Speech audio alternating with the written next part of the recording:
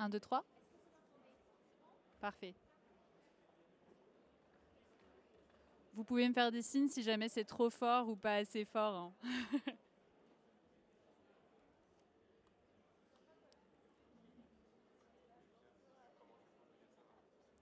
Est-ce qu'on démarre ou on attend? Oh là là, oui, oh là là. Oui, ça marche. Parfait. Bonjour à tous. Merci. Ah oui, bah, pas de souci. Bonjour à tous. Merci d'être là aujourd'hui avec nous pour discuter de cette problématique. Donc, comment renforcer votre expertise en rénovation énergétique en intégrant une analyse complète du critère carbone.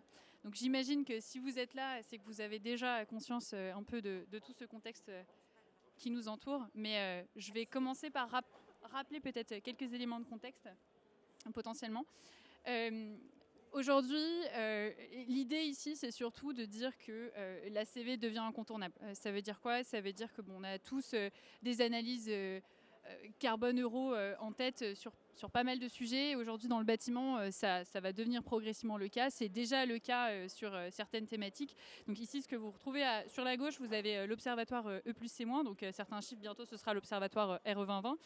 Certains chiffres ici qui vous montrent que l'embodied carbone, donc ce qu'on appelle le carbone intrinsèque, vraiment ce qui est finalement le calcul ACV en enlevant la partie carbone opérationnelle, donc tout ce qui est consommation d'eau et d'énergie, vous le retrouvez ici et vous voyez que ça pèse quasiment 60% ici de l'impact carbone des logements et des bâtiments commerciaux. Donc on voit que voilà, on commence à avoir vraiment une grosse prépondérance de l'impact carbone au sein de cette visualisation de l'observatoire. Et sur la gauche, pour rappeler un petit peu du contexte, surtout d'un point de vue européen, cette fois-ci, on affiche ici un petit peu le crème, donc qui permet de donner une trajectoire au niveau des actifs immobiliers à partir d'un bilan carbone et d'une trajectoire finalement qui diminue d'année après année. Ici, on voit aussi effectivement l'importance qu'on donne aujourd'hui à l'embodied carbone. Donc on a vraiment aujourd'hui dans ce contexte-là, évidemment, des grosses questions qui se posent sur les données carbone disponibles. Donc les données, bon, ici je pense que vous êtes tous familiers avec ce qui se passe sur la gauche, mais globalement la RE 2020 qui est issue de la stratégie nationale bas carbone, elle-même issue des accords de Paris. Finalement ici ce qu'on voit et ce qui est important, c'est de voir comment cette stratégie nationale bas carbone s'est déclinée dans le secteur du bâtiment au travers de la RE 2020 avec des seuils ambitieux à l'horizon 2022, 2025, 2028, 2030. Bon, finalement, ici, on voit bien que même si la RE 2020 aujourd'hui n'est en vigueur que sur les constructions neuves, elle aura un pendant en rénovation dans les prochaines années. Pour le moment, effectivement, c'est que sur le neuf avec quelques typologies couvertes. On voit bien que voilà, la réglementation se déploie, que ce soit à l'échelle française, mais aussi à l'échelle européenne. Donc à l'échelle européenne, on voit quelques mots sur la taxonomie qui finalement ici introduit la notion de calcul carbone et de calcul des émissions carbone sans pour le moment fixer de seuil à proprement parler. Mais on sait que ça va arriver rapidement. Et un dernier mot sur l'évolution de la base de données, finalement, en carbone, parce que c'est souvent des thématiques qu'on retrouve comme barrière aussi sur le calcul carbone aujourd'hui. C'est une base qui bouge énormément. Donc à avoir bien en tête qu'en fait aujourd'hui la base IGNES, donc qui fait foi pour le calcul carbone dans le bâtiment en France aujourd'hui, elle évolue et vous avez en fait un renouvellement de la base tous les 6 mois ou 1 an, parce qu'il y a énormément de modifications de fiches, donc 2 fois plus que ce qu'on voit ici. Donc en plus de toutes ces nouvelles fiches, on a aussi vraiment beaucoup d'activités sur la base existante. Derrière, finalement, et ce pourquoi vous êtes aujourd'hui si nombreux, tous présents, et puis même certains qui nous rejoignent sur le côté, c'est plus aussi pour répondre à vos enjeux concrètement. Et qu'est-ce que ça change chez vous pour vos métiers? Et aujourd'hui, finalement, il y a trois cas qu'on identifie qui amènent de plus en plus de challenges, et tous en rapport avec cette naissance du calcul carbone qui devient de plus en plus obligatoire et incontournable. C'est le premier cas, on a envie de pouvoir simuler des scénarios très en amont, donc des variantes de conception, qui intègrent très en amont aussi le paramètre carbone, pour avoir finalement la main sur la modification et la prise de décision très en amont. Donc plus on est en amont évidemment dans la chaîne de valeur et plus on a de choix plus on a de poids dans les choix constructifs qui sont réalisés. Donc vraiment cette simulation de scénario et cette intégration de l'indicateur carbone à tous les niveaux de la chaîne dans ce variantage. On a un deuxième élément, c'est que finalement on se rend compte qu'on a quand même toujours cette notion de plus on a de projets, plus on a d'interlocuteurs, plus on n'a pas toujours une démarche très claire. Souvent on revient vers nous en nous disant finalement on a un poids carbone associé à un projet. On a aussi au niveau du corporate un bilan corpo carbone qu'on n'arrive pas à relier à l'opérationnel. Pardon, j'espère que ça n'a pas fait trop de bruit dans vos micros. Je les laisserai par terre. Donc parfois, voilà, on a cette nécessité de concilier finalement le bilan carbone projet avec la notion d'avoir autant d'interlocuteurs qu'on a de projets. Et puis finalement, le dernier aspect qu'on voit ici, c'est qu'on a de plus en plus envie de reproduire la logique financière. Donc on a avec ce ROI ou ce calcul de finalement rentabilité financière sur des investissements, on a envie de calquer cette même logique sur la partie carbone et finalement d'être capable d'évaluer le retour sur investissement d'une opération d'un point de vue carbone. Pour cela, il existe un certain nombre de solutions et il y en a certains que je reconnais d'entre vous qui sont déjà passés sur le stand de Nuco. L'idée ici, je ne vais pas vous présenter ça trop longuement, mais Nuco, on est une solution aujourd'hui qui est une plateforme SaaS d'édition de logiciels qui permet de calculer l'impact carbone des projets de construction, de rénovation et d'exploitation du bâtiment. Pour vous donner un petit peu une idée de l'écosystème dans lequel on évolue. Donc aujourd'hui, on est leader français de la CV des projets de construction. On a énormément de clients constructeurs. Donc on travaille avec les majors, particulièrement des entreprises de l'eau-technique dues au passé de Nuco. Donc on est né à peu près 3 ans et demi.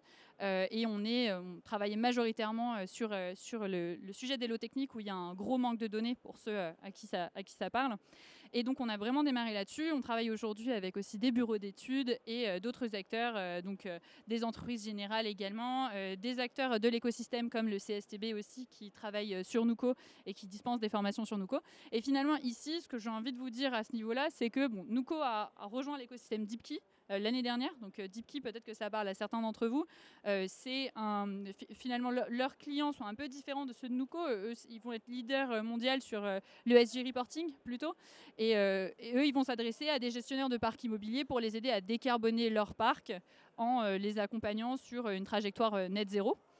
Donc ils ont vraiment cette notion très axée énergie jusqu'à ce que finalement ils viennent nous chercher, nous, pour qu'on rejoigne l'aventure Deepkey, Nuco, où nous, on est vraiment centré ACV projet.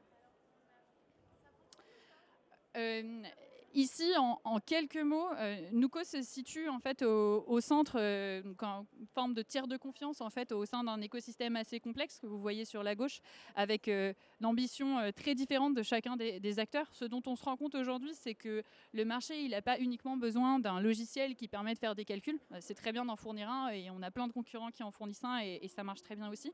Par contre, il y a besoin aussi d'une intelligence, on a appelé une sorte d'intelligence embarquée, mais une compréhension de la chaîne de valeur, parce qu'aujourd'hui, on adresse finalement tous les niveaux de la chaîne de valeur. Donc on a besoin d'adresser aussi des non-experts de l'ACV pour être capable justement de répondre aux ambitions très, très élevées aujourd'hui de la stratégie nationale bas carbone.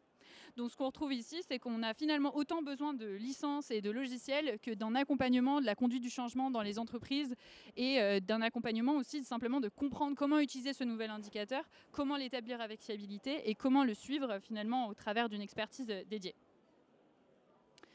Le SaaS, je pense qu'il y en a pas mal d'entre vous qui doivent déjà être familiers avec ces éléments-là, mais finalement l'objectif aussi, c'est d'être interfacé en temps réel avec des bases de données de référence, comme la base de données INIES en France, mais d'autres aussi à l'étranger, et de permettre, par l'ergonomie du logiciel, de rendre compte de toute cette donnée disponible, de vous permettre très facilement d'associer un poids carbone à côté de votre prix, et finalement, au travers également de cette démarche-là, d'être reconnu par différentes réglementations disponibles sur le marché, comme la RE 2020, BRIM et bien d'autres, plus et moins, etc.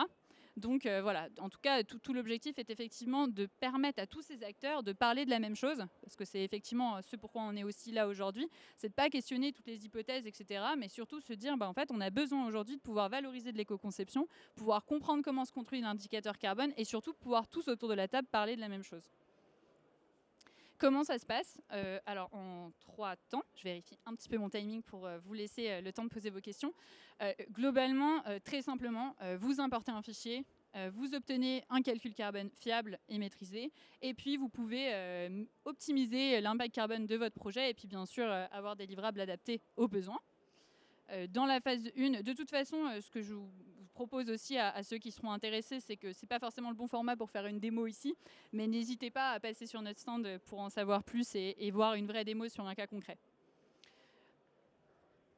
Aujourd'hui, si je repars aussi sur finalement quelle est l'ambition aussi de Nuco à ce niveau-là, c'est qu'on veut aussi permettre aux différents acteurs de passer à l'action. C'est-à-dire que c'est bien beau de charger un Excel, d'avoir un poids carbone associé, mais derrière, il faut que ça conduise à une mise en mouvement de la profession, donc à une mise en avant finalement des produits vertueux qui existent sur le marché, etc.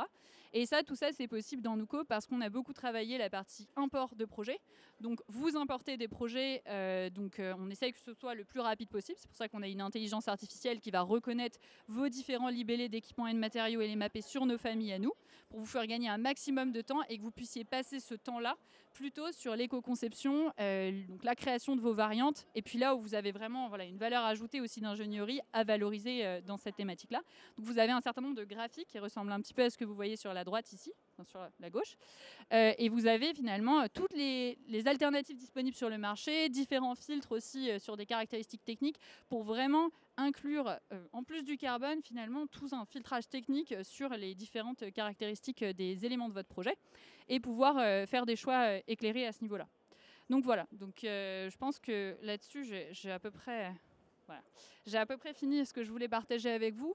En tout cas, l'ambition, c'est vraiment de permettre d'avoir un logiciel ergonomique qui parle à tous et qui vous permette très facilement de venir ajouter un indicateur carbone à côté du prix. Donc n'hésitez pas, si vous avez envie d'en savoir plus, notamment sur la logique de temps de retour carbone, comment on valorise différentes opérations, etc., à venir nous voir. Si vous avez des questions, bien sûr, n'hésitez pas. Ou que j'ai endormi tout le monde. N'espérons pas. Merci. Ah. Super. C'est quoi le format Bonjour. Ah oui, alors je vous entends. C'est quoi le format d'exportation? Je viens. Je viens. C'est quoi le format d'exportation? Alors le format effectivement pour importer les... vous êtes surtout sur les livrables pardon ou sur l'import initial de fichiers dans Nuco? L'import initial. Alors on est sur un format DPGF, devis, ça peut être des exports de logiciels de chiffrage.